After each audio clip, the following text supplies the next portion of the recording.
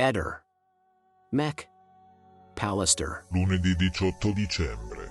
Oggi è San Graziano. La frase del giorno è: il corpo con l'esercizio si logora, la mente, invece, si rinvigorisce. Accadde oggi, 18 dicembre, 1859 Torino. Don Giovanni Bosco fonda la famiglia salesiana, chiamata Società di San Francesco di Sales. Lo sapevi?